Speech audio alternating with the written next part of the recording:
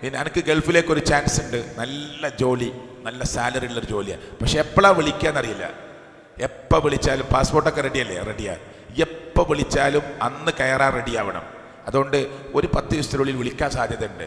റെഡിയായി നിൽക്കണം. വിളിച്ചാൽ പിന്നെ നാളെ മറ്റന്നാളെ എന്ന് പറയരുത്. റെഡിയായി, ഞാൻ റെഡി, എപ്പോഴും പാക്കാക്കി റെഡിയാക്കി വെച്ച് ദൂരത്തേക്കൊന്നും പോവാതെ വിളി വന്നാൽ കയറാൻ വേണ്ടി കാത്തിരിക്കുകയാണ്. എത്ര ജാഗ്രത ഉണ്ടാവും?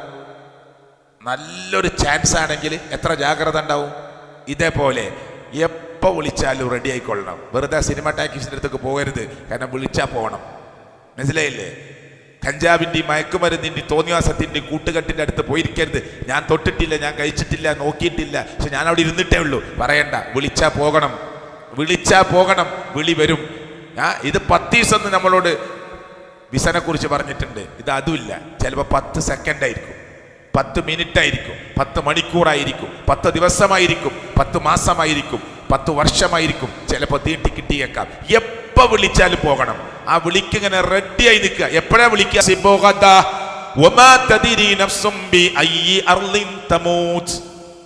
എപ്പോഴാ? നാളെ എന്താ സംഭവിക്കുക പറയാൻ ലോകത്ത് ഒരാൾക്കും കഴിയില്ല. എന്താ സംഭവിക്കുക നാളെ? ഇപ്പൊ ഞാൻ ഇടയ്ക്കരയിൽ നിന്ന് യാത്ര ചെയ്ത് വന്നതാ. വീട്ടിൽ നിന്ന് ഇറങ്ങിയിട്ട് ദിവസങ്ങളായി. അപ്പോൾ വീട്ടിലേക്ക് തിരിച്ചെത്തുമോ അറിയില്ല. എൻ്റെ ഷർട്ട് ഞാനാണ് ഈ ബട്ടൺ ഇട്ടത്. ഈ ബട്ടൺ ചിലപ്പോൾ നിങ്ങൾ അയക്കേണ്ടി വരും. അള്ളാഹു നമുക്ക് ദീർഘായുസ് നൽകുമാറാകട്ടെ. മോർച്ചലിലുള്ള ആളായിരിക്കും അയക്കുക. നമുക്കറിയില്ല ആരയക്കുക. അള്ളാഹു നമുക്ക് നല്ല മരണം നൽകി അനുഗ്രഹിക്കുമാറാകട്ടെ. നമ്മൾ അണിഞ്ഞ ഷർട്ട്, നമ്മൾ അണിഞ്ഞ മുണ്ട്, പാൻറ് നമ്മുടെ കൈ കൊണ്ട് തന്നെ അയക്കുമെന്ന് പോലും പറയാൻ ഗ്യാരണ്ടി ഇല്ലാത്തവരാ നമ്മൾ. നല്ലൊരു ഷർട്ട് വാങ്ങിയിട്ട് ഇടുമ്പോൾ ഇത് ഞാൻ എന്നെ അയച്ച് മടക്കി വെക്കും എന്ന് പറയാൻ, ഇത് ഞാൻ എന്നെ അലക്കിക്കോളാം എന്ന് പറയാൻ ഉറപ്പില്ലാത്ത ആളുകളാണ് നമ്മൾ. എന്നിട്ട് മനുഷ്യർക്ക് ബോധമല്ലോ ഉണ്ടോ? ഒരു റെഫ്രിജറേറ്റർ വാങ്ങാൻ, പിന്നെ മറ്റെന്തെങ്കിലും ഒരു ഉപകരണം വാങ്ങാൻ മാർക്കറ്റിൽ ചെല്ലുമ്പോൾ അതിൻ്റെ ഗ്യാരണ്ടി പേപ്പർ സീൽ ചെയ്ത് ഡേറ്റ് ഇട്ട് വാങ്ങുമ്പോൾ, വാറണ്ടി പേപ്പർ വാങ്ങുമ്പോൾ, ഈ വാങ്ങാൻ പോയ മനുഷ്യന് ഇതുമായി വീട്ടിലെത്തുമെന്ന് ഉറപ്പ് പറയാനുള്ള ഗ്യാരണ്ടിയും ഇല്ല എന്ന് പഠിപ്പിച്ച മതം. ഇതുമായിട്ട് വീട്ടിലേക്ക് തിരിച്ചെത്തും ഞാൻ, ഭാര്യനോട് വിളിച്ചറിയാൻ പറ്റുമോ? ഞാൻ ഉറപ്പായിട്ടും വരും ഈ സാധനം കൊണ്ട്, പറയാൻ പറ്റൂല. എൻ്റെ കൂടെ ഇൻഷാ അല്ലാഹ് എന്ന് ചേർക്കാതെ ഒരു വിശ്വാസിക്ക് പറയാൻ കഴിയില്ല. അതിനാ പറഞ്ഞത്, ഞാൻ വരും നാളെ 10 മണിക്ക് ഞാൻ തളിപ്പറമ്പിൽ ഉണ്ടാകും എന്ന് പറഞ്ഞ് അവസാനിപ്പിക്കരുത്. അത് നിന്നെ പരീക്ഷിക്കും അല്ലാഹ്. എന്താ പറയേണ്ടത്? ഇൻഷാ അല്ലാഹ്. അല്ലാഹ് ഉദ്ദേശിച്ചാൽ. ഞാൻ വരാൻ ഉദ്ദേശിച്ചിട്ടുണ്ട്, എല്ലാം റെഡിയാണ്, തടസ്സങ്ങളൊന്നുമില്ല. അള്ളാഹു ഉദ്ദേശിച്ചാൽ തടസ്സം ചിലപ്പോൾ അല്ലാഹ് തരാം. അതാ മനുഷ്യൻ. അത്രയുള്ളൂ നമ്മൾ, അത്രയുള്ളൂ. നാളെ എന്ത് ചെയ്യും എന്ന് പറയാൻ, എന്ത് സമ്പാദിക്കുമെന്ന് പറയാൻ, നാളെ ഇവിടെ എന്ത് സംഭവിക്കുമെന്ന് പറയാൻ പറ്റുമോ? പുതുമണവാളൻ മരിച്ചു, കൊക്കയിലേക്ക് ജീപ്പ് മറിഞ്ഞ്, കാറ് മറിഞ്ഞ്, വാഹനം മറിഞ്ഞ്, ട്രാവലർ മറിഞ്ഞ്. കഴിഞ്ഞ വർഷങ്ങളിലെ വാർത്തകളാണ്. അറിയോ, ഞാൻ പോകുന്നത് മരണത്തിന്റെ ഒരു പടുഗർത്തത്തിലേക്കാണെന്ന് അറിഞ്ഞാൽ ഈ പുതുമണവാളൻ ആ വാഹനത്തിൽ കയറിയിരിക്കുമോ? ഇരിക്കുമോ? ചെരുപ്പ് പൊട്ടി ഒരു സ്ത്രീയുടെ, നിങ്ങൾ വായിച്ചില്ലേ വാർത്ത? ചെരുപ്പ് പൊട്ടി ഒരു സ്ത്രീയുടെ. ഞാൻ ഈ ബസ് കയറുന്നില്ലായിരുന്നു. ഭർത്താവ് ശാഠ്യം പിടിച്ചു, ചെരുപ്പ് നമുക്ക് അവിടെ ഇറങ്ങിയിട്ട് വാങ്ങാം, വേറെ ബസ് വരാൻ കുറെ ടൈമുണ്ട്. സാധാരണക്കാരായ ഒരു ഭാര്യ ഭർത്താവാണ്. ബസ് ഇനി അടുത്ത ബസ് കുറേ സമയം കഴിഞ്ഞിട്ടാണ്. നിങ്ങളൊക്കെ വായിച്ച വാർത്തയാണ്. ആ സ്ത്രീയാണ്, ഞാൻ കയറൂല, പൊട്ടി ചെരുപ്പ്, ഇനി ചെരുപ്പ് വാങ്ങിയിട്ട് കയറിയാൽ മതി. ഭർത്താവ് അങ്ങാടിയിൽ വെച്ച് അവളോട് ശകാരിച്ചു, അവളെ കൈ വാങ്ങി തല്ലാന്. നേരം വൈകിക്കണ് വെറുതെ ഒരു ചെരുപ്പ് പൊട്ടിയ വിഷയത്തിൽ. അവൾ വാശി പിടിച്ചു, കയറിയില്ല. അയാളും കയറിയില്ല. രണ്ടാളും ദേഷ്യം പിടിച്ച് വീട്ടിലേക്ക് മടങ്ങി. ആ ബസ് 2.5 കിലോമീറ്റർ കഴിഞ്ഞപ്പോൾ കൊക്കയിലേക്ക് മറിഞ്ഞു. അപ്പോൾ ആ ബസ്സിൽ അവർ യാത്ര ചെയ്യണ്ട എന്നാണ് അള്ളാന്റെ തീരുമാനം. മനസ്സിലായില്ലേ? അള്ളാന്റെ തീരുമാനം അവരതിൽ പോകണ്ടാന്നാ. അതിനാ പൊട്ടിയത്, നമുക്കറിയില്ല. മനസ്സിലായില്ലേ? അതിനാണ് പൊട്ടിയത്, അതിനാ വാശി ഉണ്ടായത്. അത് അവരതിൽ പെടുത്താൻ അല്ല ഉദ്ദേശിച്ചിട്ടില്ല. ഇപ്പോൾ അവർക്ക് ആ പരീക്ഷണം കൊടുക്കാൻ അല്ല ഉദ്ദേശിച്ചിട്ടില്ല. നമുക്കറിയില്ല. നാളെ സൗദിയിലുള്ള ആള്, ദുബായിലുള്ള ആള്, UAE-യിലുള്ള ആള്, ഒമാനിലുള്ള ആള്, ഖത്തറിലുള്ള ആള്, ബഹ്റൈനിലുള്ള ആള്, കുവൈറ്റിലുള്ള ആള് ഇന്ന് അവിടെയാണ്. നാളെ മലപ്പുറത്ത്, കോഴിക്കോട്, കണ്ണൂർ, കാസർഗോഡ് എത്തേണ്ട ആളാ. നാളെ വരാൻ വിചാരിച്ചിട്ടേ ഇല്ല അയാൾ. പക്ഷെ അയാൾ മരിക്കേണ്ടത് നാളെ 4 മണിക്ക് കണ്ണൂരിലാണ്, നാളെ 3 മണിക്ക് കാസർഗോഡാ, നാളെ 2 മണിക്ക് കോഴിക്കോടാ, നാളെ 1 മണിക്ക് മലപ്പുറത്താണ് അയാൾ മരിക്കേണ്ടത്. ശരി, ഇന്ന് ഇതുവരെ കൂട്ടുകാരോട് പറഞ്ഞിട്ടില്ല ഞാൻ പോവാണ്. ഇപ്പം തോന്നും മനസ്സിൽ ഞാൻ പോവാണ്. പെട്ടെന്ന് ടിക്കറ്റ് കിട്ടും. സാധാരണ കിട്ടുന്നതിനേക്കാൾ എളുപ്പത്തിൽ ടിക്കറ്റ് കിട്ടും. ടിക്കറ്റ് കിട്ടും, അവൻ പെട്ടി റെഡിയാക്കും, നാട്ടിലേക്ക് മടങ്ങും. 1 മണിക്കാണ് അവന്റെ മരണം അല്ലാഹു തആല കണ്ണൂരിൽ വെച്ച് വിധിച്ചതെങ്കിൽ ആ സ്പോട്ടിൽ അവൻ കറക്റ്റ് 12:59 എത്തിയിരിക്കും. നമുക്കറിയില്ല നമ്മുടെ മരണം എവിടെയാണ്. നമ്മൾ പറയും മരിക്കാനായിട്ട് വന്നു. വല്ലാത്തൊരു സംഭവം തന്നെ കേട്ടോ. വരാൻ വിചാരിച്ചിട്ടില്ല. ഇതിനൊന്നും പ്രസക്തിയില്ല, ഈ വാക്കുകൾക്കൊന്നും പ്രസക്തിയില്ല. നമ്മളങ്ങനെ പറയാ, ഓനി 2 മാസം കഴിഞ്ഞിട്ടേ വരുള്ളൂ എന്ന് പറഞ്ഞതായിരുന്നു, എന്നിട്ട് പെട്ടെന്ന് വന്നു, മരിക്കാനായിട്ട് വന്നു. എന്നിട്ട് നമ്മളെല്ലാം പറഞ്ഞിട്ട് നമ്മൾ പറയും അങ്ങനെയായിരിക്കും അള്ളാന്റെ വിധി. അങ്ങനെയാണ്, അതാണ് അള്ളാന്റെ വിധി. മരിക്കാനായിട്ട് പോയി 10 കൊല്ലായിട്ട് ഗൾഫ് പോണം എന്ന് പറഞ്ഞ് നിന്ന ആള് പോയി ചെന്ന് അവിടെ എത്തി മരിച്ചു. അതാണ് മരിക്കാനായിട്ട് യാത്രയായി. അള്ളാഹ് തീരുമാനിച്ചത് നിന്റെ മയ്യത്ത് അവിടെ വെക്കാനാണ്. അങ്ങനെ യാത്രയായി. അറിയില്ല,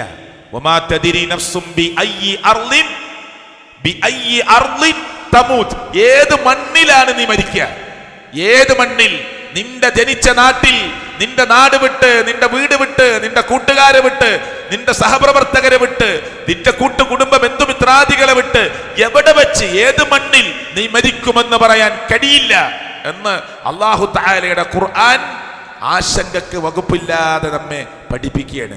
അതുകൊണ്ട് ഈ മരണം ഇന്നല്ലെങ്കിൽ നാളെ നമ്മുടെ മുന്നിൽ വരുമ്പോ കല്ലാ ഇദാ ബലഗത്തി തറാഖിയ വഖീല മൻ റാഖ്, ആരുണ്ട് മന്ത്രിക്കാൻ? അല്ലാഹു ചോദിക്കുക. മരണം ഇങ്ങനെ വന്നിട്ട് നമ്മളെ പിടികൂടി തൊണ്ടക്കുടിയിലെത്തി, ഗൊറഗറ ശബ്ദമായി വായിൽ നിന്ന് നുരയും പരയും വരാൻ തുടങ്ങി. വെള്ളം ഒഴിച്ചാൽ കുറെ വെള്ളം അങ്ങ് പോകുമെന്ന വിധത്തിൽ നാവ് ഉള്ളിലേക്ക് വലിഞ്ഞു. വായൊന്ന് തുറന്നു നോക്കിയാൽ നാവ് ഇവിടെ കാണുന്നില്ല. പിന്നെ ഇങ്ങനെ നാവ് തൊണ്ടയിലേക്ക് ഇറങ്ങി നിൽക്കുകയാണ്. എന്നിട്ട് തൊണ്ടക്കുടിയിൽ മരണം വന്നിങ്ങനെ പിടക്കുകയാണ്. റൂഹ് ഇങ്ങനെ പ്രിയപ്പെട്ടവരെ ശരീരത്തിൽ നിന്ന് പോവാൻ ഒരുങ്ങുകയാണ്. ആ സമയത്ത് അള്ളാഹു ചോദിക്കുകയാണ്, ആരുണ്ട് മന്ത്രിക്കാൻ? ആരുണ്ട് മന്ത്രിക്കാൻ? ബാപ്പ സാരല്ല എന്ന് പറയാൻ, ബാപ്പ നിങ്ങൾ മരിക്കൂല എന്ന് പറയാൻ, ബാപ്പ നിങ്ങൾക്ക് ഇനിയും ദീർഘായുസുണ്ടെന്ന് പറയാൻ, നിങ്ങളെ ഏത് ഹോസ്പിറ്റലിൽ ഞങ്ങൾ കൊണ്ടുപോവാന്ന് നമുക്ക് പറയാം. പക്ഷേ നിങ്ങൾക്ക് മരണം ഇന്ന് നടക്കൂല എന്ന് പറയാൻ ആർക്ക് കഴിയും? നിങ്ങൾക്ക് വേണ്ടി ഏത് കോടിയും മുടക്കാൻ ഞങ്ങൾ തയ്യാറാ. വാപ്പ കിഡ്നി തരാൻ ഞങ്ങൾ റെഡിയാ, കരൾ തരാൻ ഞങ്ങൾ റെഡിയാ. പടച്ചോന്റെ മാർഗത്തിൽ വാപ്പാനെ സ്നേഹിക്കാൻ ഞങ്ങൾ തയ്യാറാ. പക്ഷേ വാപ്പ നിങ്ങൾ കുറെ കാലം ഭൂമിയിൽ ജീവിക്കുമെന്ന് പറയാൻ കോടികൾ മുടക്കി ഒരു ശസ്ത്രക്രിയ നടത്തി തിരിച്ചു വരുമ്പോ, ഡിസ്ചാർജ് ചെയ്ത് വീട്ടിലേക്ക് മടങ്ങുമ്പോ ആ വാപ്പയോട് മക്കൾക്ക് പറയാം, ഞങ്ങൾ നിങ്ങൾ ആത്മാർത്ഥമായി സ്നേഹിച്ചിട്ടുണ്ട്, ഞങ്ങളുടെ കരൾ നിങ്ങൾക്ക് പരിച്ചു തരാൻ ഞങ്ങൾ തയ്യാറാണ്. പക്ഷെ വാപ്പ നിങ്ങൾ ഈ അടുത്ത കാലത്തൊന്നും മരിക്കുകയില്ല എന്ന് പറയാൻ, നിങ്ങൾക്ക് ദീർഘായുസുണ്ടെന്ന് പറയാൻ ആർക്ക് കഴിയും? ആർക്കാ കഴിയുക? അല്ലാന്റെ ചോദ്യമാണ്, ആരുണ്ട് മന്ത്രിക്കാൻ? ആരുണ്ട് മന്ത്രിക്കാൻ? പോവുകയാണെന്ന് അവനെന്നെ മനസ്സിലാകുന്ന സമയം, ഞാൻ പോവാണ്. നമുക്കൊക്കെ മനസ്സിലാവും നമ്മൾ പോണ സമയം. നമ്മുടെ മരണത്തിൻ്റെ തൊട്ടടുത്ത നിമിഷങ്ങൾ നമുക്ക് മനസ്സിലാകും, ഞാൻ യാത്ര പോവാണ്. പക്ഷെ ചിലപ്പോൾ ഭാര്യനോടും മക്കളോടൊന്നും അത് ശരിക്കും വിശദീകരിച്ച് പറയാനൊന്നും കഴിയില്ല. ചില ആളുകൾക്ക് പറയാനും കഴിയും. ചില ആളുകൾ പറയും, എനിക്കിനി അധികം സമയമൊന്നുമില്ല, ഞാൻ പോവാണ്, എനിക്ക് മനസ്സിലായിട്ടുണ്ട്, എനിക്കിനി രക്ഷയില്ല എന്നൊക്കെ ചില ആളുകൾ പറയും. ചില ആളുകളിൽ ഒരുക്കങ്ങൾ നടത്തും. ഇപ്പം അടുത്ത കാലത്ത് ഇവിടെ അടുത്ത് ഒരാൾ മരിച്ചു. കടയിൽ ചെന്നിട്ട് ഒരു മയ്യത്തിൻ്റെ തുണി മുറിച്ചു വെക്കാൻ പറഞ്ഞ അയാൾ. മയ്യത്തിൻ്റെ തുണി കൊടുക്കുന്ന കടയിൽ ചെന്നിട്ട് പറഞ്ഞു, ഒരു കഫം പുടവ റെഡിയാക്കി വെക്കുക. ആർക്കാന്ന് ചോദിച്ചു. അത് ആൾ വരും, നിങ്ങൾ മുറിച്ചോളി, ഞാൻ ഒരാളെ പറഞ്ഞേക്കാർ. ആത്മഹത്യക്കൊന്നും പോവല്ല, മനസ്സിലായില്ലേ? അത് മുറിച്ചു വെച്ചു. രാവിലെ 10 മണിക്ക്, അന്ന് രാത്രി 9 മണിയുടെയും 8 മണിൻ്റെ ഇടയിൽ അയാൾ മരിച്ചു. അപ്പോൾ തുണി വാങ്ങാൻ വേണ്ടി ഒരാൾ കടയ്ക്ക് ചെന്നപ്പോൾ കടക്കാരൻ ചോദിച്ചു, എന്തേന്ന് ചോദിച്ചു. അല്ല, ഒരു കഫം പുടവ വേണം, അതിന് വേണ്ടി വന്നതാ. ഇന്ന ആൾ രാവിലെ ഒന്ന് റെഡിയാക്കാൻ പറഞ്ഞിരുന്നു, അത് തന്നെ കൊണ്ടേക്കോളിയായിരുന്നു. അയാൾക്ക് തന്നെയാണിത്. അയാൾ പറഞ്ഞു പോയതാ. എന്തേ അയാൾക്ക് അങ്ങനെ തോന്നി മനസ്സിൽ, എൻ്റെ തുണി ഞാൻ എന്നെ വാങ്ങി വെക്കുകയെന്ന്. അത് പറഞ്ഞിട്ടാണ് മോൻ കരയണത്. വാപ്പ രാവിലെ തന്നെ തുണി വാങ്ങി വെച്ചിരുന്നു എന്നൊക്കെ പറഞ്ഞിട്ട് ഓൻ കരയാ. ഞാൻ പറഞ്ഞു, അതുകൊണ്ട് അതിനിപ്പോൾ നമ്മൾ പ്രത്യേകം ദുഃഖിക്കേണ്ട ആവശ്യമില്ല. വാപ്പ വാങ്ങിയാലും നമ്മൾ വാങ്ങിയാലൊക്കെ കണക്ക് തന്നെയാണ്. വാപ്പ വാങ്ങിയാലും നമ്മൾ വാങ്ങിയാലൊക്കെ വിഷയമൊന്നും പ്രശ്നമല്ല. ഖബറിൽ എന്താണ് ഇനി എന്നുള്ളതാണ് പ്രശ്നം. ഇനി ഇവിടുന്ന് അങ്ങോട്ടുള്ള പ്രശ്നം എന്താണെന്നുള്ളതാണ്. അപ്പം നമുക്കൊക്കെ നമ്മുടെ മരണം ചെരുപ്പിൻ്റെ വാറിനേക്കാൾ അടുത്തതാണ് എന്ന് മുഹമ്മദ് മുസ്തഫ സ്വല്ലല്ലാഹു അലൈഹി വസല്ലം അല്ലേ. വളന്ന അന്നഹുൽ ഫിറാഖ് വൽതഫത്തി സാഖു ബിസാഖ്. കാലും ഇങ്ങനെ പിണയ പോവുകയാണെന്ന് നമുക്ക് തന്നെ ഉറപ്പാവുക. പിന്നെ ആരും മന്ത്രിച്ചിട്ട് കാര്യമില്ല, എന്തു പറഞ്ഞിട്ടും കാര്യമില്ല. ചില ആളുകൾ ആ സമയത്താ പറയാ, പടച്ചോന്റെ മാർഗത്തിൽ അത് കൊടുക്കണം, ഇത് കൊടുക്കണം, ഇനി രക്ഷല്ല എന്ന് കാണുമ്പോൾ പടച്ചോനെ ഇന്ന തെറ്റൊക്കെ സംഭവിച്ചു. ഒറകറ ശബ്ദം തൊണ്ടയിൽ നിന്ന് വരുന്നതുവരെ നിന്റെ പശ്ചാത്താപം അല്ലാഹു സ്വീകരിക്കും. വന്നാൽ പിന്നെ സ്വീകരിക്കൂല. അതുകൊണ്ട് നാളെ എന്ന് വെക്കാതെ, ഇവിടെ ഇരിക്കുന്ന ചെറുപ്പക്കാരെ ഞാൻ അവസാനിപ്പിക്കുക, നാളെ എന്ന് വെക്കാതെ ഇവിടെയുള്ള ചെറുപ്പക്കാരോട് എല്ലാവരോടും പറയാ, ഈ ക്ലാസ് കഴിഞ്ഞിട്ട് ഓടിപ്പോണ്ട, 2 മിനിറ്റ് ഇരുന്ന് പടച്ചോനോട് പറയാ, റബ്ബേ ഇന്ന പ്രശ്നങ്ങളൊക്കെ എൻ്റെ ജീവിതത്തിൽ ഉണ്ടായിട്ടുണ്ട്, എപ്പോഴാണ് മരിക്കാന്നറിയില്ലല്ലോ റബ്ബേ, പടച്ചോനെ നീ പുറത്തു തരണം, നീ അല്ലാതെ പുറത്തു തരാൻ ആരുമില്ല. പടച്ചോനെ നീ മാപ്പ് തരണം, നീ അല്ലാതെ മാപ്പ് തരാൻ ആരുമില്ല. പടച്ചോനെ നീ ഡിലീറ്റ് ചെയ്യണം എൻ്റെ റെക്കോർഡിൽ നിന്ന്, നീ അല്ലാതെ ഡിലീറ്റ് ചെയ്യാൻ ആരുമില്ല. പടച്ചോനെ നീ വിട്ട് തന്നില്ലെങ്കിൽ എൻ്റെ കാര്യം അപകടമാണ്. ഇവർക്കാർക്കും അറിയാത്ത ഇരുട്ടിൽ ഒരു മുഖം എനിക്കുണ്ടായിരുന്നു റബ്ബേ. ആർക്കും അറിയാത്ത ചെറിയ ചെറിയ തെറ്റുകൾ എൻ്റെ ഭാര്യയ്ക്ക് പോലും അറിയാതെ, എൻ്റെ ഉപ്പാക്കറിയാതെ, എൻ്റെ ഉമ്മക്കറിയാതെ, എൻ്റെ മക്കൾക്കറിയാതെ, എൻ്റെ ജേഷ്ഠാനിയന്മാർക്കറിയാതെ, എൻ്റെ കുടുംബ ബന്ധുമിത്രാദികൾക്കറിയാതെ പടച്ചോനെ ഇന്ന തെറ്റുകളൊക്കെ ഞാൻ ചെയ്തിട്ടുണ്ട്. നീ എൻ്റെ അഭിമാനത്തെ കാത്തു സൂക്ഷിച്ചിട്ടുണ്ട്. ആരുടെ മുമ്പിലും എൻ്റെ രഹസ്യമായ തിന്മകളെ നീ വെളിപ്പെടുത്തിയിട്ടില്ല റബ്ബേ. അത് നീ മായ്ച്ചു കളഞ്ഞ് എന്നെ ശുദ്ധീകരിച്ച് ഒരു നല്ല മുഅ്മിനായി, ഒരു നല്ല മുസ്ലിമായി, ഒരു നല്ല മുവഹിദായി, ഒരു നല്ല മുത്തഖിയായി മുന്നോട്ട് പോകാൻ പടച്ചവനെ അവസരം ഒരുക്കി തരണമേ എന്ന് പറയേണ്ടത് മറ്റുള്ളവരല്ല, നമ്മളാണ്. നമുക്ക് വേണ്ടി നമ്മൾ പറയണം. നമ്മുടെ കാര്യം നമുക്കേ അറിയുള്ളൂ, നമ്മുടെ കാര്യം നമുക്കേ അറിയുള്ളൂ. എൻ്റെ പ്രിയങ്കരനായ പിതാവ് 2002 മരിക്കുമ്പോൾ എൻ്റെ കൈ പിടിച്ചിട്ട് പറഞ്ഞു, മോനെ എനിക്കിന്ന് MA ക്ലാസ് തുടങ്ങാൻ എനിക്കറിയാം. ഞാൻ ഫറൂഖ് കോളേജിലേക്ക് MA പഠിക്കാൻ വേണ്ടി പോണ ഫസ്റ്റ് ദിവസം, ക്ലാസ് തുടങ്ങുന്ന 1ാമത്തെ ദിവസം വാപ്പനോട് പറഞ്ഞു, മോനെ എനിക്ക് ക്ലാസ് തുടങ്ങാൻ എനിക്കറിയാം, നീ പൊയ്ക്കോ, ഇന്ന് പോകണം, ഇന്ന് ക്ലാസ് തുടങ്ങുന്ന ദിവസം, ഇന്ന് പോവാതിരിക്കാൻ പറ്റൂല, പക്ഷെ പോയിട്ട് അവിടെ നിൽക്കരുത്, ഇങ്ങോട്ട് തന്നെ വരണം. എൻ്റെ വാപ്പ മരിക്കുകയാണെന്ന് എനിക്ക് മനസ്സിലായിരുന്നില്ല.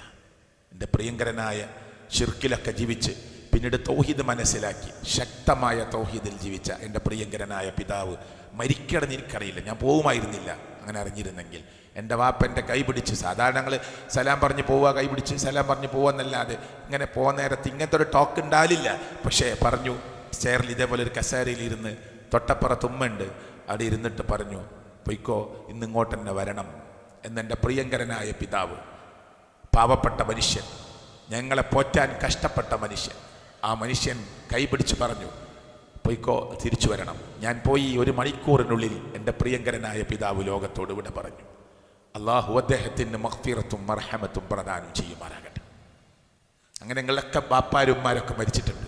നിങ്ങളുടെ ജേഷ്ഠാനികന്മാർ, മക്കൾ, ഭാര്യമാർ, ഭർത്താക്കന്മാർ പലരും മരിച്ചിട്ടുണ്ട്. അവർക്കൊക്കെ അള്ളാഹു മഗ്ഫിറത്തും മർഹമത്തും പ്രദാനം ചെയ്യുമാറാകട്ടെ. നമ്മുടെ മനസ്സിൽ ചേർത്ത് വെക്കുന്ന, അതേ മായിച്ചു കളയാൻ പറ്റാത്ത ചില അടയാളങ്ങളാണ് നമ്മുടെ വാപ്പിയമ്മയൊക്കെ അല്ലേ. നമ്മുടെ മനസ്സിൽ ചേർത്ത് വെക്കുന്ന, മായിച്ചു കളയാൻ പറ്റാത്ത ചില അടയാളങ്ങളാണ് നമ്മുടെ വാപ്പ. നമുക്ക് വേണ്ടി എന്തൊക്കെ സ്വപ്നങ്ങൾ കണ്ടു. എൻ്റെ പ്രിയങ്കരനായ പിതാവ് മരിക്കുമ്പോൾ 50 വയസ്സേ ഉള്ളൂ. നമുക്കൊന്ന് ഹെൽപ്പാക്കാൻ പറ്റിയില്ല വാപ്പാനെ. അപ്പോൾ ജീവിച്ചിരിക്കുന്ന ഉമ്മാക്ക് വേണ്ടി, ജീവിച്ചിരിക്കുന്ന വാപ്പാക്ക് വേണ്ടി നമുക്ക് എന്ത് ചെയ്യാൻ പറ്റും പ്രിയപ്പെട്ടവരെ? ശരിക്ക് ചെയ്യണം, ആലോചിക്കണം, വിളിച്ച് ചോദിക്കണം. ഞാൻ ദുബായിൽ മലയാള ഖുത്ബ പറയുന്ന പള്ളിയിൽ, ദൽമൂക്ക് പള്ളിയിൽ കുറച്ചു കാലം ഞാൻ മലയാള ഖുത്ബ നടത്തിയിരുന്നു. ഷാർജയിൽ സലഫി, അപ്പുറത്ത് അജ്മാനിൽ റഫീഖ് സലഫി, ദുബായിൽ അബ്ദുസ്സലാം മോങ്ങായിരുന്നു. അദ്ദേഹം പോയ സമയത്ത് അവിടുത്തെ ഖുത്ബ നിർവഹിക്കുന്ന ഒരാളായി ഞാൻ അവിടെ കയറിയിരുന്നു. അപ്പോൾ ഒരു ചെറുപ്പക്കാരൻ ഖുത്ബ കഴിഞ്ഞിട്ട്, അന്നെൻ്റെ വിഷയം മാതാപിതാക്കൾ എന്നായിരുന്നു, അയാളിങ്ങനെ തേങ്ങി കരയാണ്. ഞാൻ ചോദിച്ചു, എന്തിനാണ് നിങ്ങൾ കരയണത്? മൗലവി, ഞാൻ എന്നും വീട്ടിലേക്ക് വിളിക്കും, നെറ്റ് കോളിൽ വിളിക്കും, അരമണിക്കൂറൊക്കെയാണ് വിളിക്കുക, ചിലപ്പോൾ 1 മണിക്കൂർ അരമണിക്കൂറൊക്കെ വിളിക്കും. ഞാൻ എൻ്റെ ഭാര്യയോടും മക്കളോടൊക്കെ ഇങ്ങനെ സംസാരിക്കും, വെറുതെ സംസാരിച്ചുകൊണ്ടേയിരിക്കും. ഒരിക്കൽ ഞാൻ വീട്ടിലേക്ക് വിളിക്കുമ്പോൾ എൻ്റെ ഉമ്മയാണ് ഫോൺ എടുത്തത്. ഉമ്മ എടുക്കലില്ല ഫോണ്. ഞാൻ ഭാര്യനോട് എൻ്റെ ഉമ്മക്ക് കൊടുക്കാൻ പറഞ്ഞാൽ കൊടുക്കും, ഇല്ലെങ്കിൽ അവളിങ്ങോട്ട് കൊടുക്കാമെന്ന് പറയലില്ല, ഞാൻ ചോദിക്കലുമില്ല. അപ്പോൾ ഒരു ഉമ്മയാണ് എടുത്തത് ഫോണ്. ഉമ്മ എടുത്തപ്പോൾ ഞാൻ എൻ്റെ ഉമ്മാൻ്റെ സൗണ്ടാന്ന് എനിക്ക് മനസ്സിലായി. ഭാര്യ എടുക്കാത്തതിൻ്റെ ദേഷ്യത്തിൽ ഞാൻ റോങ് നമ്പർ എന്നാണ് കട്ടാക്കി. വീണ്ടും വിളിച്ചു ഞാൻ. അപ്പോഴും ഉമ്മ എടുത്തു റോങ് നമ്പർ, ഞാൻ കട്ടാക്കി. ഇപ്പം ഇന്നത്തെ ഖുത്ബ ഇങ്ങനെ കേട്ടപ്പോൾ ഭാര്യനോട് ഇഷ്ടം പോലെ 1/2 മണിക്കൂർ 1 മണിക്കൂർ സംസാരിക്കുന്ന നെറ്റ് കോള് വിളിക്കുന്ന ഞാൻ അന്ന് ഖുത്ബയിൽ പറഞ്ഞു, നിങ്ങളെ ഉമ്മാക്ക് 2 മിനിറ്റ് ഫോൺ കൊടുത്തിട്ട് ഉമ്മ നിങ്ങളെ വർത്തമാനം എന്തമ്മ, നിങ്ങൾക്ക് പ്രശ്നമൊന്നുമില്ലല്ലോ അമ്മ, എന്തെങ്കിലും കൊടുത്തയക്കണം അമ്മ, ഞാൻ ഇവിടുന്ന് എൻ്റെ കൂട്ടുകാരൻ വരുന്നുണ്ട്, നിങ്ങൾക്ക് എന്തെങ്കിലും ആവശ്യമുണ്ടോ അമ്മ, ചോദിക്കലുണ്ടോ നിങ്ങൾ എന്ന് ചോദിച്ചപ്പോൾ ഈ ചെറുപ്പക്കാരൻ്റെ മനസ്സിലേക്ക് ആ വാക്ക് കയറി ചെല്ലുകയും അയാൾ വിങ്ങി വിങ്ങി കരയുകയും ഞാൻ റബ്ബിനോട് മാപ്പ് ചോദിക്കാം, എനിക്ക് റബ്ബ് പുറത്തു തരുമോ എന്നൊക്കെ ചോദിച്ചുകൊണ്ട് സംശയം ചോദിച്ച് കരയാണ് ഒരു ചെറുപ്പക്കാരൻ. നമ്മുടെ ഉമ്മാനെ പരിഗണിക്കേണ്ട സമയത്ത് വിട്ടു പിരിഞ്ഞിട്ട് അത് ചെയ്യാമായിരുന്നു ഇത് ചെയ്യാമായിരുന്നു എന്ന് പറയൽ കരയില്ല. ബാപ്പാനെ പോയി കഴിഞ്ഞതിന് ശേഷം ഖബറിൻ്റെ മുന്നിൽ ചെന്നിട്ട് പടച്ചോനെ എൻ്റെ ഉപ്പാക്ക് വേണ്ടി അത് ചെയ്യാമായിരുന്നു ഇത് ചെയ്യാമായിരുന്നു എന്ന് പറഞ്ഞിട്ട് കാര്യമല്ല. മരണം നമ്മളെ പിടികൂടുന്നതിന് മുമ്പ്, നമ്മുടെ വാപ്പയെ പിടികൂടുന്നതിന് മുമ്പ്, നമ്മുടെ ഉമ്മയെ പിടികൂടുന്നതിന് മുമ്പ്, നമ്മുടെ ജേഷ്ഠാനിയന്മാരെ പിടികൂടുന്നതിന് മുമ്പ് അവർക്ക് വേണ്ടി എന്തു ചെയ്യാൻ പറ്റും എന്നതിനെക്കുറിച്ച് ആലോചിച്ച് ചെയ്യണമെന്ന് ഞാൻ എന്നോടും നിങ്ങളോടും ഞാൻ ആവശ്യപ്പെടുകയാണ്. കാരണം മരണം നമ്മൾ വിചാരിക്കുന്നത് പോലെയല്ല, പെട്ടെന്നനെയായിരിക്കും വരിക. ഒരേ കട്ടിൽ ഇങ്ങനെ കിടക്കുക വാപ്പയും ഉമ്മയും, പക്ഷെ ഉമ്മ മരിക്കുകയാണ് വാപ്പാക്കറിയില്ല, വാപ്പ മരിക്കുകയാണ് ഉമ്മാക്കറിയില്ല, ഉമ്മ മരിക്കുക വാപ്പാക്കറിയില്ല. ചിലപ്പോൾ ശക്തമായ അടി കിട്ടിയിട്ടാണ് കാര്യം മരിക്കുക, മലക്കുകളുടെ അടി കിട്ടിയിട്ട്. അള്ളാഹു നമ്മുടെ മാതാപിതാക്കളെ നമ്മെ ഏറ്റവും നല്ല രൂപത്തിൽ മരിക്കുന്ന ആളുകളുടെ കൂട്ടത്തിൽ ഉൾപ്പെടുത്തുമാറാകട്ടെ.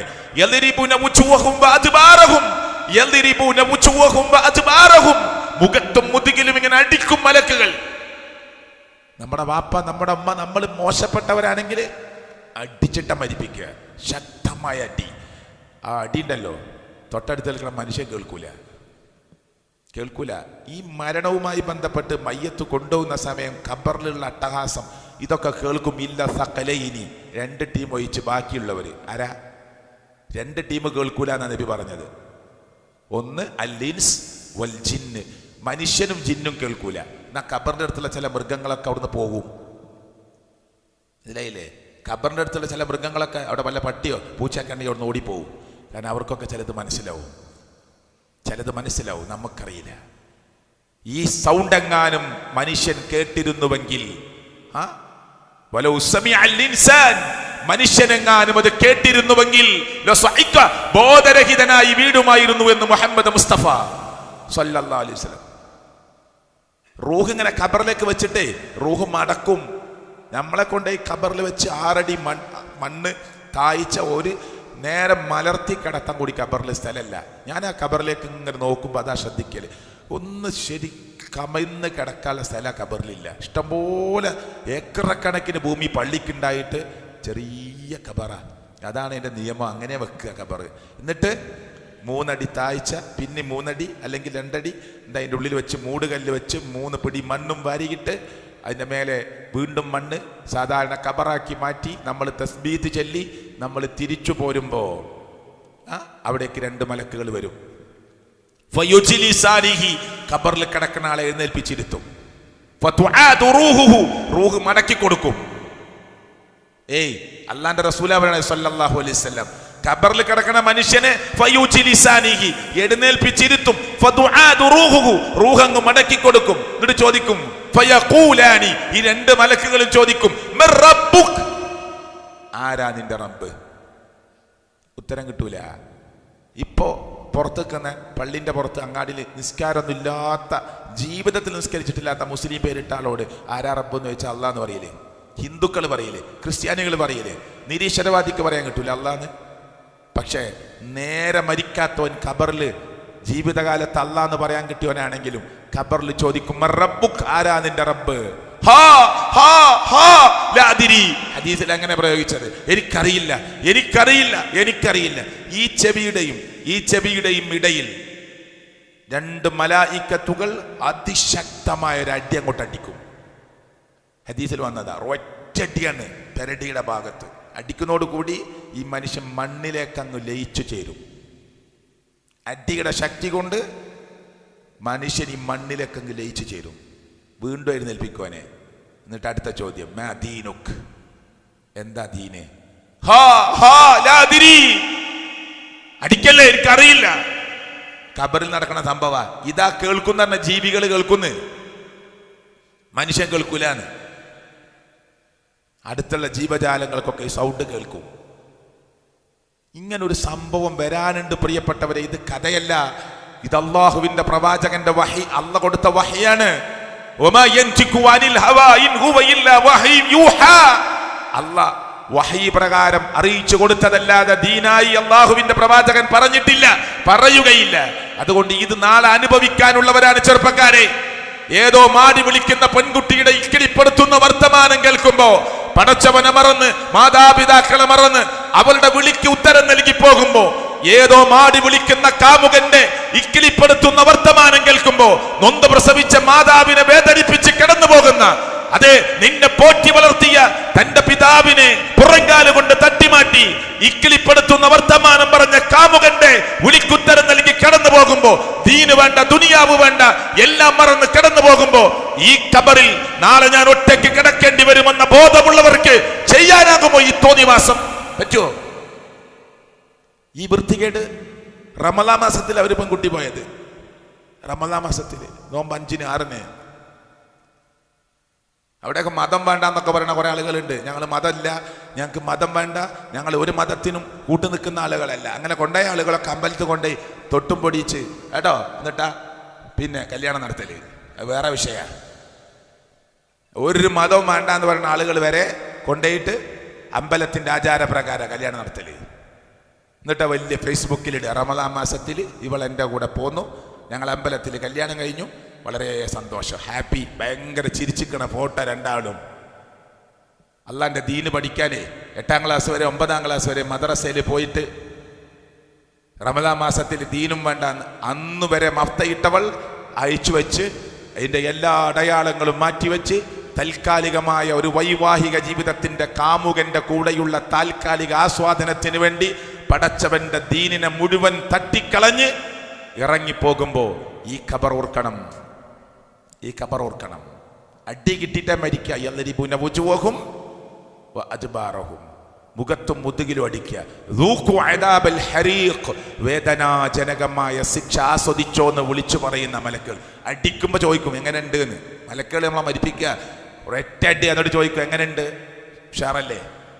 ആസ്വദിക്കടോ, ആസ്വദിക്ക്. നിനക്ക് റബ്ബ് ഒരുപാട് നിഅമത്ത് നൽകിയതാണ്, അതിനൊക്കെ നിധിക്കാരം ചെയ്തു. പടച്ചവൻ നിനക്ക് ഒരുപാട് നന്നാവാനുള്ള ചാൻസ് നൽകിയതാ. ഏത് ഡ്രൈവിംഗ് പഠിക്കണോനും ഒന്ന് എഡ്ജിറങ്ങും, പക്ഷെ പിന്നെ ശരിയാവില്ല. അതുകൊണ്ട് മനുഷ്യരെ നമുക്കൊക്കെ ഒരു എഡ്ജിറങ്ങലുണ്ടാവും, പക്ഷെ കയറണം വേഗം. പിന്നെ എഡ്ജ് കൂടി അങ്ങോട്ട് പോകലല്ല, അങ്ങോട്ട് കയറണം. കയറിയിട്ട് നേരെ റൂട്ടിലൂടെ പോകണം. അതാ ജീവിതം, അതാ ജീവിതം. ഞാൻ അവസാനിപ്പിക്കുന്നു. റബ്ബ് മരണം എന്നതിൻ്റെ ഒരു ചെറിയ കോർണറാണ് ഞാൻ നിങ്ങളുടെ മുമ്പിൽ പറഞ്ഞിട്ടുള്ളത്. പടച്ചവൻ കൂടുതൽ പഠിക്കാനുള്ള തൗഫീക്ക് അള്ളാഹു നമുക്ക് നൽകുമാറാകട്ടെ. ഖബറിൽ പ്രിയപ്പെട്ടവരെ നമ്മൾ ഒറ്റക്കാണെന്നുള്ള ബോധം, ആ ഖബറിലേക്ക് റൂഹ് മടക്കി ചോദ്യം ചെയ്യുമ്പോൾ ഒരാൾ നമ്മളെ സഹായിക്കാനില്ല. ഇവിടെ പരീക്ഷയ്ക്ക് അടുത്ത ആളോട് ചോദിക്കുന്ന ആളുകളുണ്ട്, അല്ലേ? ഒരു അപകടം നടന്ന ഓടി വരാൻ ആളുണ്ട്, അതെ, ബൈക്കിൽ നിന്ന് വീണ ആളെ രക്ഷിക്കാൻ ആളുണ്ട്, അപകടത്തിൽപ്പെട്ടവരെ പിന്നെ ഡ്രൈവിംഗ് പോസ്റ്റിലിരുന്ന ആളെ അല്ലെങ്കിൽ അവിടെ സീറ്റിലിരുന്ന ആളെ മാറ്റി പറയാൻ ആളുണ്ട്. ഒക്കെ ഉണ്ട് ലോകത്ത്. ഇവിടെ പല പല സംവിധാനങ്ങളും പലതും ശരിയും തെറ്റുമൊക്കെ നടക്കുന്നുണ്ട്. പക്ഷേ ഖബറിൽ നമ്മളൊറ്റക്ക, ആരുമില്ല നമ്മളെ സഹായിക്കാൻ. നമ്മളെ ഏറ്റവും ഇഷ്ടപ്പെട്ട നമ്മളെ വാപ്പ മരിച്ചാലും ഖബറിൻ്റെ അടുത്ത് കുറേ നേരം നമ്മൾ നിൽക്കൊന്നുമില്ല. എല്ലാവരും തസ്ബീഹ് ചൊല്ലി, ചിലപ്പോൾ എല്ലാവരും പോയാലും നമ്മളെ വാപ്പയാണ്, നമ്മളെ ഭാര്യയാണ്, നമ്മളെ മോനാണ്, നമ്മുടെ ജ്യേഷ്ഠനാണ്, നമ്മുടെ അനുജനാണ്. ഒരു 5 മിനിറ്റ് 10 മിനിറ്റ് കൂടുതൽ നിന്നേക്കാം അവിടെ, പിന്നെ നമ്മളും പോരും പതുക്കെ. അല്ലെങ്കിൽ നമ്മളെ കൊണ്ടുവരും ആരെങ്കിലും. സാരല്ല, വാ പോവുക, ഇവിടെ നിന്നിട്ട് എന്താ കാര്യം, അത്രേ ഉള്ളൂ. പിന്നെ നമ്മൾ ഒറ്റക്കാണ് ആ ഖബറിൽ, നമ്മളൊറ്റക്കാണ് ആ ഖബറിൽ. തലയുടെ ഭാഗത്തിരുന്ന് ഇപ്പം 2 മലക്കുകൾ വരും, ഇങ്ങനെ ചോദിക്കും, ഇങ്ങനെ പറയണം.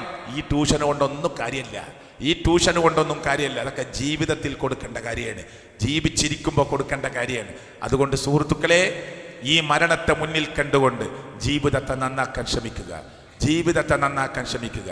ചാൻസ് റബ്ബ് നമുക്ക് നൽകിയിട്ടുണ്ട്.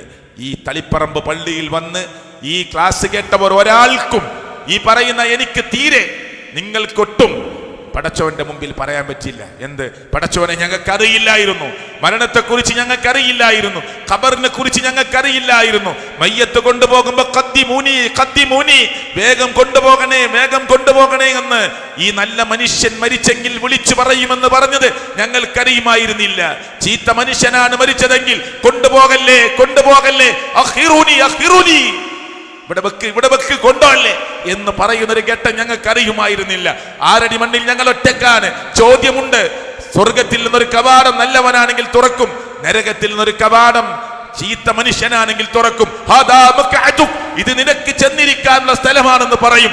അറിയില്ലായിരുന്നു റബ്ബേ, ഇങ്ങനെ കോടതി അറിയില്ലായിരുന്നു റബ്ബേ, ഇങ്ങനൊരു വിചാരണ അറിയില്ലായിരുന്നു റബ്ബേ, ഇങ്ങനൊരു രേഖ കയ്യിൽ കിട്ടുമെന്ന് അറിയില്ലായിരുന്നു റബ്ബേ എന്ന് നാളെ പരലോകത്ത് പറയാൻ ഒരു ചാൻസും ഇല്ലാത്തവരാണ് ഞാനും നിങ്ങളും. ഒരു ചാൻസും ഇല്ലാത്തവരാണ്. അതുകൊണ്ട് എൻ്റെ സംസാരം അവസാനിപ്പിക്കുന്നു. റബ്ബ് എനിക്കും നിങ്ങൾക്കും കൂടുതൽ പഠിക്കാനും മനസ്സിലാക്കാനുമുള്ള തൗഫീക്ക് അല്ലാഹു തആല പ്രദാനം ചെയ്യുമാറാകട്ടെ. ജീവിതത്തിൽ സംഭവിച്ചു പോയ എല്ലാ തെറ്റുകുറ്റങ്ങളും അല്ലാഹു തആല എനിക്കും നിങ്ങൾക്കും വിട്ടു പുറത്ത് മാപ്പ് നൽകി നമ്മെ അനുഗ്രഹിക്കുമാറാകട്ടെ. വാഹനാപകടങ്ങളിൽ, അതുപോലെ തന്നെ ദുരന്തങ്ങളിൽ, സുനാമി, ഇതുപോലെ എത്രയെത്ര അപകടങ്ങളാണ്. അപ്പോൾ മറീന ബീച്ചിൽ നിങ്ങൾ ആലോചിച്ച് നോക്ക്, വർഷങ്ങൾക്ക് മുമ്പ് നടന്നതാ. മറീന ബീച്ചിൽ എത്ര മനുഷ്യരാണ് മരിച്ചത്? നമ്മളൊക്കെ ഡ്രൈവ് ചെയ്യുന്ന ആൾക്കാരാണ്, അധികം ആൾക്കാരും. നമ്മളൊക്കെ എത്ര ഈ തളിപ്പറമ്പിലൂടെ, ഹൈവേയിലൂടെ, ഇനിയിപ്പോൾ 6 ലൈൻ വരിക, എന്നാൽ തന്നെ എത്ര സ്പീഡിലായിരിക്കും പോവുക? എത്ര സ്പീഡിലായിരിക്കും? മാക്സിമം ഇപ്പോൾ പോണത് 80, 90, 100ഒക്കെയാണ്. എന്നാൽ തന്നെ ക്യാമറ അടിക്കും. അത് പിന്നെ ലീഗലല്ല. ശരി, എന്നാൽ തന്നെ ഒരു 100ൻ്റെ മേലെ നമ്മുടെ വാഹനം പോയാൽ നമ്മുടെ നാട്ടിലെ റോഡും നമ്മുടെ വാഹനമൊക്കെ ഒന്ന് ചെറിയൊരു വൈബ്രേഷനൊക്കെ ഉണ്ടാവും, നല്ല വാഹനം അല്ലെങ്കിൽ. അന്ന് തിരമാല വന്നത് 1526 കിലോമീറ്റർ വേഗതയിലാണ്.